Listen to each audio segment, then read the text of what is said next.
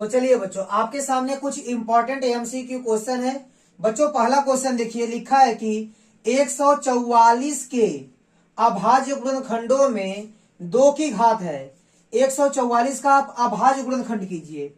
144 इसको आप 2 से काटिए, 2 सते 14, 2 दूनी 4, ठीक है। फिर 2 से काटिए, 2 तिहाई 6, 2 छक्का 12, फिर 2 से काटिए 18 हो जाएगा, 2 से काटेंगे 9 हो जाएगा। अब 2 से नहीं कटेगा तो 2 की पावर कितना हो जाएगी, 1 2 3 4। तो इसका अभाज्य गुणनखंड करेंगे तो 2 की घात आ जाएगी 4। ऑप्शन नंबर ए आपका सही ऑप्शन हो जाएगा। बच्चों दूसरे क्वेश्चन में पूछा है कि 1 कोसेक थीटा का अधिकतम मान क्या होगा। तो बच्चों 1 कोसेक थीटा, देखिए इसको आप लिख सकते हैं, 1 कोसेक थीटा को आप लिख सकते हैं साइन थीटा। बच्चों जानते रहिएगा कि साइन थीटा का अधिकतम मान +1 होता है और न्यूनतम मान -1 होता है। आपसे अधिकतम मान पूछा है तो बच्चों अधिकतम मान क्या होगा, +1 होगा, ठीक है। इसके बाद देखिए बच्चों क्वेश्चन नंबर तीसरे को। अब देखिए बच्चों तीसरे क्वेश्चन में क्या लिखा है, एक परीक्षा में 7 छात्रों के प्राप्तांक 3,2, 3, 4, 2, 2 तथा 5 हैं। छात्रों के प्राप्तांकों का बहुलक ज्ञात कीजिए। बच्चों आपको बहुलक निकालना है। बहुलक कैसे निकालेंगे, ध्यान दीजिएगा। आप देखिएगा कि कौन संख्या सबसे ज्यादा बार आई है वही आपका बहुलक होगा। ध्यान दीजिएगा बच्चों, देखिए 2 यहां पर भी है और 2 यहां पर भी है और 2 यहां पर भी है। तो बच्चों सबसे ज्यादा बार कौन आया, 2 आपका सबसे ज्यादा बार आया है, इसलिए 2 आपका बहुलक हो जाएगा। इसके बाद देखिए बच्चों क्वेश्चन नंबर चौथे में क्या बोल रहा है कि यदि समीकरण 2x² + 3x - m बराबर 0 का एक मूल -1 है तो m का मान होगा। तो बच्चों इस समीकरण का एक मूल -1 है तो -1 इस समीकरण को संतुष्ट करेगा। तो जहां x है वहां पर रख दीजिए आप -1। ये देखिए 2 और जहां x वहां रखेंगे -1 का स्क्वायर प्लस 3 गुणे x का मान रखिए -1 और ये हो गया -m बराबर 0, ठीक है। अब देखिए -1 का स्क्वायर +1 आएगा, 1 का गुणा 2 में करेंगे 2 मिल जाएगा, प्लस माइनस का गुणा करेंगे -3 एक 3 और -m बराबर 0। 2 -3 करेंगे तो -1 आएगा, -m उस साइड जाएगा तो +m हो जाएगा। तो बच्चों m का मान कितना आएगा, -1 आएगा। तो m का मान -1 आएगा। ऑप्शन नंबर ए आपका सही ऑप्शन हो जाएगा। इसके बाद देखिए बच्चों लगाएंगे क्वेश्चन नंबर 5वें को। इसके बाद देखिए बच्चों क्वेश्चन नंबर 5वें में क्या दिया गया है, रैखिक समीकरण युग्म 6x - 7y बराबर 1 तथा 3x - 4y बराबर 5 के हल होंगे। इसके हल कैसे होंगे, ध्यान दीजिएगा बच्चों। ए है आपका 6x - 7y प्लस 1 को इस साइड कर देंगे -1 हो जाएगा बराबर 0। और दूसरा समीकरण आपका है 3x - 4y, ए +5 उस साइड है, इस साइड आएगा तो -5 हो जाएगा बराबर 0। बच्चों ए हो जाएगा आपका A1 B1 और C1 का मान और ये हो जाएगा आपका A2 B2 और C2 का मान।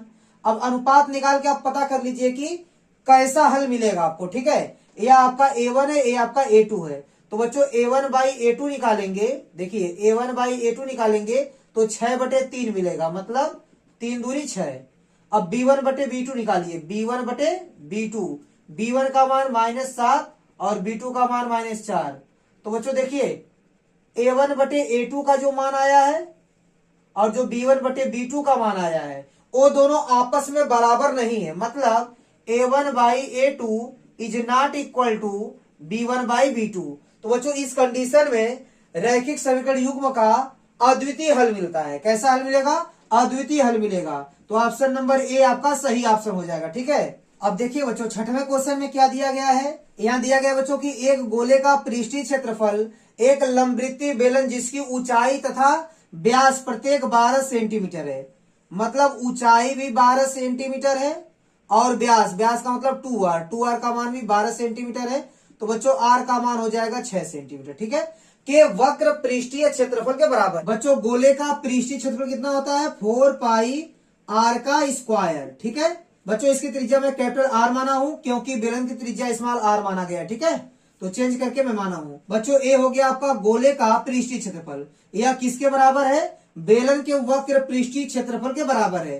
तो बच्चों बेलन का वक्र पृष्ठ होता है 2πrh, ठीक है। पाई से पाई कट जाएगा, 2 से काटेंगे 4 को, 2 दूनी 4 मिल जाएगा आपको। तो r² बराबर आपको क्या मिलेगा, r का मान है 6 और h का मान है आपका 12 और बटे में आ जाएगा 2, 2 छक्का 12। तो ये हो गया आपका आर का स्क्वायर बराबर 6 गुणे 6 मतलब 6 का स्क्वायर। तो आर का मान मिल जाएगा आपको 6 सेंटीमीटर। तो गोले की त्रिज्या कितनी हो गई? 6 सेंटीमीटर। बच्चों आपसे गोले की त्रिज्या ही पूछा है, तो ऑप्शन नंबर सी आपका सही ऑप्शन हो जाएगा। अब देखिए बच्चों, इसमें ये पूछा कि के का वह मान ज्ञात कीजिए जिसके लिए समीकरण युग्म इतना और इतना का कोई हल नहीं है। देखिए बच्चों, ये आपका a1, b1 और c1 का मान है, और यहाँ है आपका a2, b2 और c2 का मान। तो बच्चों यहाँ कोई हल नहीं। कोई हल नहीं कब होगा? जब रेखाएं क्या हो जाएंगी? समांतर हो जाएंगी। मतलब आपको a1 बटे a2 बराबर b1 बटे b2 is not equal to c1 बटे c2 लेके चलना है। तो a1 का मान हो गया 3 और a2 का मान हो गया k बराबर b1 का मान कितना हो गया? -4 और b2 का मान हो गया आपका 3। ठीक है, और नॉट इक्वल टू c1 बटे c2। तो बच्चों हमको k का मान निकालना है, नॉट इक्वल टू को नहीं लेकर चलेंगे। ठीक है, ध्यान दीजिएगा, तिर्यक गुणा कर लेंगे। -4k इक्वल टू 9 और k इक्वल टू -9/4। माइनस को आप कहीं भी लगा सकते हैं, ठीक है, ऊपर नीचे या बीच में। ठीक है, तो k का मान -9/4 आया है आपका ऑप्शन नंबर ए। देखिए यहाँ पर ऑप्शन नंबर ए आपका सही ऑप्शन हो जाएगा।